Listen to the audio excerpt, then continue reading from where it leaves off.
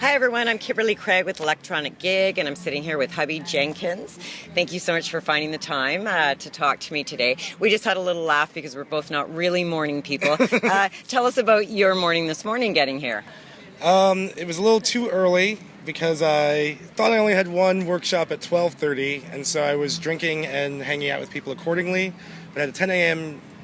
Workshop, and I made it in time, and I think it worked out. Right on, you got lots of energy for today. What does your schedule hold today? Well, I just finished Americana workshop with the Americans and the Rag Picker String Band, and now I'm done. I'm a civilian. Oh, awesome. So you get to actually enjoy now. Yeah, that's for sure. I think it might be beer o'clock, maybe just one, and then, yeah, see where the rest of the day takes me. Where do you go from this festival? Are you on a tour right now? I'm not on a tour. Like, I play in a band called Carolina Chocolate Drops, and also with Rhiannon Giddens. We've been touring a lot the last couple of years, and we're slowing down this year, so I'm just doing a handful of gigs here and there for myself. After this, I'm actually going to Cleveland, where the Republican National Convention is happening, and I'll be there kind of protesting and History in the people. making. How awesome is that? In my shows, I talk a lot about African-American contributions to American music and how a different narrative has been told about us in America and how that connects to what we're dealing with today in America politically. Well, what would you call that? Like, are you an activist, a protester? Like, what would be the in-between of somebody who is actively protesting, but in a manner to teach and not, like, we all want equality for everybody. So what is that called, basically, what you're doing to try and achieve that? Right. What is it called? I never thought about it. Yeah, it's like there's got to be a new uplifting word for that. Part of my 3, 2, 1. Some of my influences are like the New York folk scene and the 50s, 60s, 70s, which was a time where politics and folk music were intertwined, and they've kind of become separated now.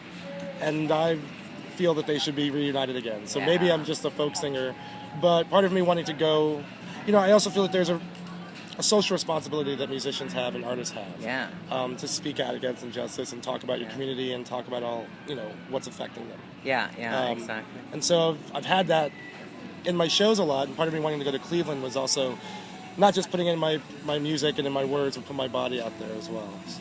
And the people that you're going to meet, I mean, it's just going to be amazing. It's going to be very amazing. I've gotten so many texts and phone calls from friends and loved ones who are like, please be careful, because it's what they call a national special security event, which means that the Homeland Security and the FBI are involved, and the cops will have military grade things.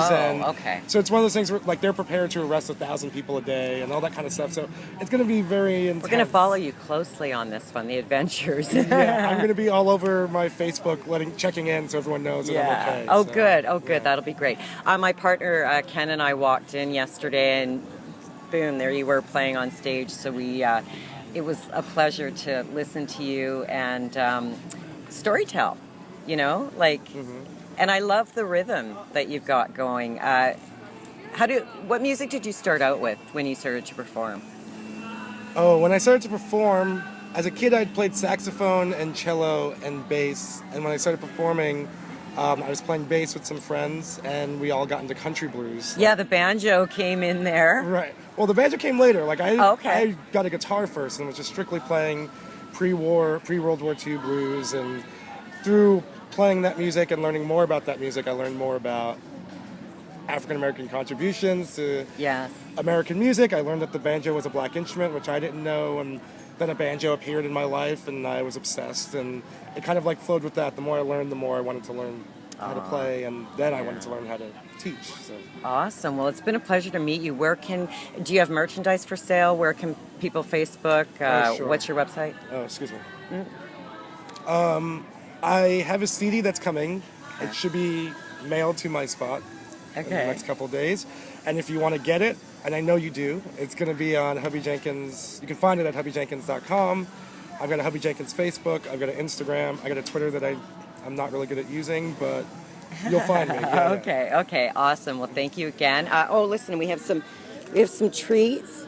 We have some gummy bears Oh, my. and I'm gonna go for the gummy double bears. bubble. Do it. I'm Do gonna it. take. Oh, they're stuck together. So Oh, so there you we have go. to have two. And we also have a glow stick if you'd like one. Oh, sweet. All right. Well, thanks again for your time, and we will catch you later on today. Maybe, you never know. Well, not playing, I guess. Or we'll but just kick it. We'll yeah, just hang out. yeah, exactly. Okay, electronic gig out.